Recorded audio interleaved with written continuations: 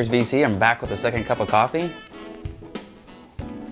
Starting to wake up a little bit. Wanted to come back and do another video. This time I'm going to profile Lost Weekend Records. Lost Weekend Records is located in Clintonville on North High Street, just north of campus. Kyle, the owner, lives upstairs and manages the record store on the bottom level. It's been my one-stop shop for record store day.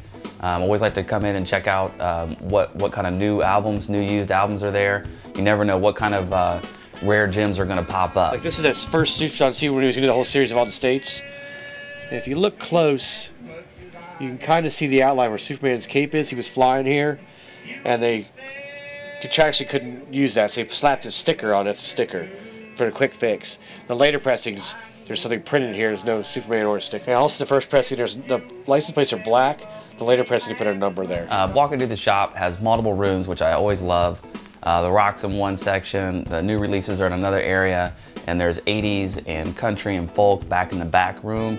Always great prices. Kyle's he's not afraid to give you a deal if you're buying in bulk. The best thing about it is Kyle's not afraid to do some legwork for you. Anything you want, he'll get it for you. It's a great place to hang out. I could easily lose 2 hours of an afternoon, or I could lose my whole entire weekend there at Lost Weekend Records. Lost Weekend Records opened in January of 2003. It's been a record store for many years. Used to be back records back in the 70s, and it became a collector store called Good Vibrations, and then it became Tug and Groove right before I bought it. Took it over January 3 and came down to this current location in fall of 04. You know, Columbus, as you know, has lots of great record stores and always had a good history of stores.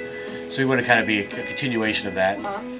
And I think in 03, I mean, vinyl never went away, but I think in 03 I thought I'd focus on vinyl more than CDs and such. And we kind of got lucky there because right around the time we opened is really when the whole vinyl thing really kicked back in. So, you know, vinyl of all genres, jazz, new stuff, old stuff. Rock, a lot of classic rock, of course. That's kind of your common vinyl.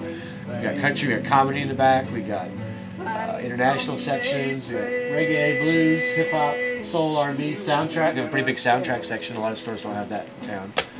So a little bit of anything. Some vinyl, we like to have it. The first record I ever bought was 45 of Sweet Fox on the Run. Nice. I think Sweet FA was the flip side. I was probably in 4th grade or something. I think it was 79. We used to get a gold circle, and they had a big spindle with I think it was 79-cent 45s. My personal collection for a record store owner is probably smaller than you would think. I mean, I made a decision when we opened the store to really focus on having a better store than to really have the greatest collection. I enjoy just getting people the records they're looking for. I collect Columbus bands and Columbus records, Ohio stuff.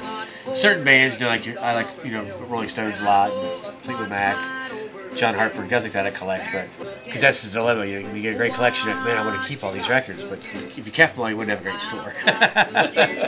What kind of things do you feature or you try to get your hands on for customers for record store day? Anything we can, as much as we can, you know.